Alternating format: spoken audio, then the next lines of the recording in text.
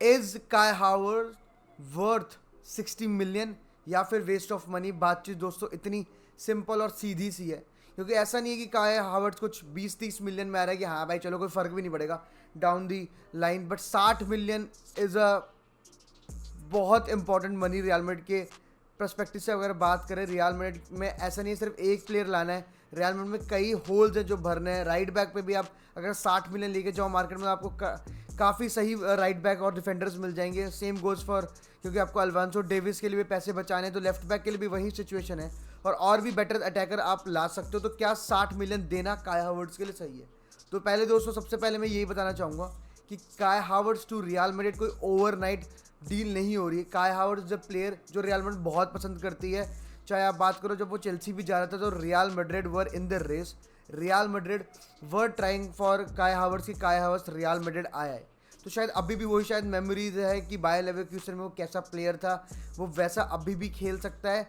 शायद real Madrid के दिमाग में ये बात चल रही होगी, but if you see his recent form, if you see his recent क्या कहते हैं goal scoring run, real Madrid fans के एवरीबडी विल से कि भाई नहीं वो वाली बातचीत नहीं। Any Chelsea fan who is watching this video please भी क्या कहते हैं विदाउट बायस और अपना ओपिनियन लिखना, क्या Kai Havertz to Real Madrid such a big move in a situation Real Madrid is right now, उसमें क्या रियल मैड्रिड सही प्लेयर पे जा रही है? तो दोस्तों पहले मैं बात कर लेता हूँ कि why Kai Havertz to Real Madrid make sense. भाई देखो सिंपल सी बात है, 23 साल का कोई भी अटैकर इन द वर्ल्ड अगर राइट नाउ आप जाओगे जो इन फॉर्म होगा वो आराम से 100 मिलियन मांगेगा। एनी भाई मुद्रिक को 100 मिलियन मिले हैं, नूनेज को उसके अराउंड ही मिले, किसी भी आप प्लेयर की बात करो of that age, be it a midfielder, be it attacker, anybody. आप बेलिंगम देख रहे हो, चुआमेनी आपने देखा है, कोई भी प्लेयर आप उठा लो 100 मिलियन कहीं नहीं जा रहा। तो ये एक चीज़ है कि भाई he is the cheapest option in market भाई, ठीक है। दूसरा जो सबसे बड़ा पॉइंट है मेरे हिसाब से, talk about Alaba, talk about Camavinga, talk about Fede Valverde, talk about Rodrigo.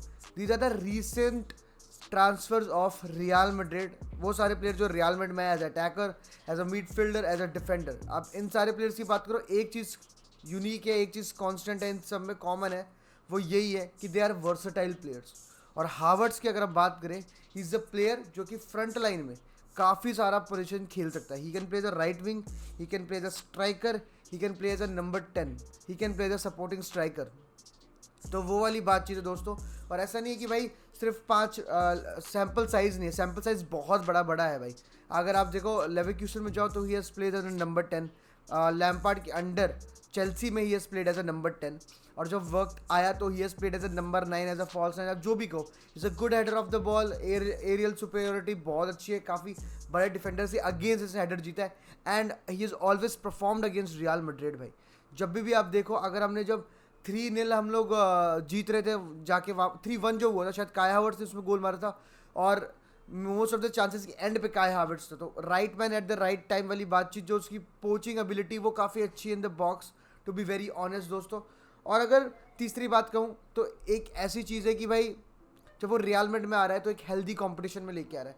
Rodrigo के लिए अभी देखो तो सीधा सीधा रास्ता है रियल मैड्रिड के राइट विंग पे, पर अगर काय हावर्ट्स आता तो ऐसा बिल्कुल भी नहीं है।